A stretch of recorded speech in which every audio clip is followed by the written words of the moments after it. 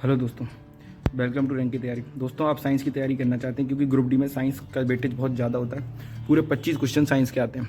तो दोस्तों, साइंस की तैयारी करने के लिए मैं आपको एक ऐसा रामबाण तरीका बताऊंगा, उसके बाहर कुछ नहीं जाएगा। मैं गारंटी लेता हूं क्योंकि मैंने पेपर दिया हुआ है, एनटीपीसी का भी दिया हुआ है जिसमें मैं फाइनल से बाहर था। मेरी गलती जो हुई थी, मैं आपसे चाहता हूँ कि आप वो गलती ना करें, क्योंकि फिर मैंने जब घर पे आके उस गलती को देखा तो फिर मुझे बहुत रिग्रेट हुआ उस बात का। तो फिर मैंने जब जो क्वेश्चन मेरे एनटीपीसी में पूछे गए थे, सेम टू सेम क्वेश्चन मैंने जहाँ से फिर देखा, मुझे पता चला कि अगर काश मैं वहाँ से पढ़ लेता तो बहुत अच्छा रहता है। कोई बैच की ज़रूरत नहीं है, ये बैच वाले बिल्कुल हमको पागल बनाते हैं। तो इसके लिए मैं सीधा आपको बताऊंगा, ज़्यादा आपका टाइम बर्बाद नहीं करूँगा। आपको सीधा जाना है गूगल पे।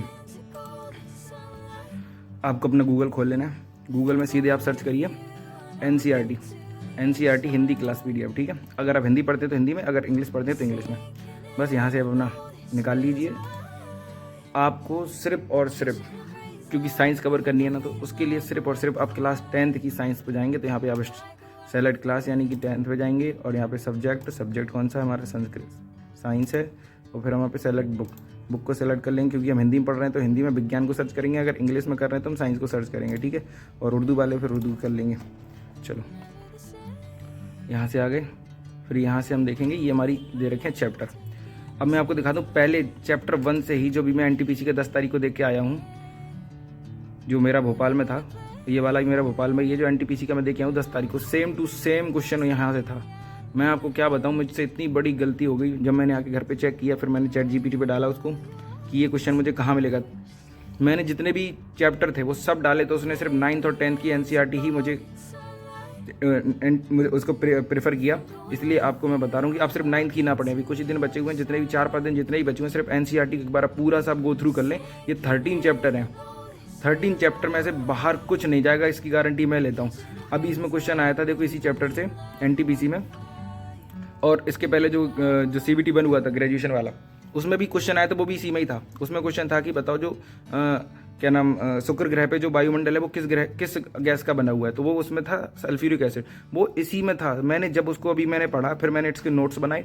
और अभी इसका जो क्वेश्चन आया था, मैं आपको दिखाता हूँ, अगर मिल जाता है मुझे, यहीं पे था कि उसमें लेड नाइट्रेट को जलाने पर किस प्रकार का धुआं निकलता है, मतलब धुएं का जो है कलर वो किस प्रकार का होता है। अब क्योंकि मैंने पढ़ा नहीं था तो मैंने उसको नहीं लगाया।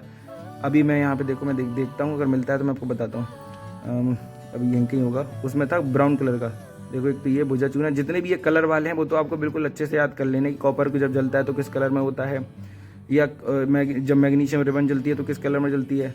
ओके, अभी मैं ऊपर देखता हूँ, मैं आपको बताता हूँ। अपक्रियाओं के प्रकार याद कर लेने, आपको कितने प्रकार की अपक्रियाएँ होती हैं। ये देखिए, वियोजन अपक्रिया कहाँ है, इसमें वियोजन अपक्रिया, ये वियोजन अपक्रिया में था, कहाँ गया, ये रहा, देखो, लेड नाइट्रेट। यही सेम क्वेश्चन आया था, उसमें पूछा था बताओ इनमें से किसको जलाने पर ब्राउन कलर का धुआं निकलता है। तो यहाँ पे देखो लिखा हुआ है कि भूरे रंग का धुआं उत्सर्जित होता है जब हम क्या करते हैं, जब नाइट्रोजन डाइऑक्साइड का धुआं है, ठीक है। ये किसका, जब हम लेड नाइट्रेट को गर्म करते हैं तो हमारा लेड ऑक्साइड बनता है और नाइट्रोजन डाइऑक्साइड बनता है, ऑक्सीजन बनता है, और ये धुआं किसका निकलता है, भूरे रंग का निकलता है। तो यहाँ से आया था सेम क्वेश्चन। ऐसे बहुत से क्वेश्चन है जो सेम यहीं से निकले। जब भी मैं मॉक टेस्ट लगाता हूँ तो सारे के सारे क्वेश्चन इसी से मिलते हैं। तो इसलिए आपको 1 से लेकर ये 13 चैप्टर आपको पूरे अच्छे से पढ़ लेने हैं, यहाँ से बाहर कुछ नहीं जाएगा, इसकी मैं गारंटी लेता हूँ। और करंट अफेयर के लिए मैंने बताया था आपको, करंट अफेयर के लिए मैंने जो बुक जो मैंने बताई थी, आप करंट अफेयर के लिए वो बुक पढ़ सकते हैं। वहाँ से बाहर भी कुछ नहीं जाएगा। 70% करंट अफेयर वहीं से आएगी।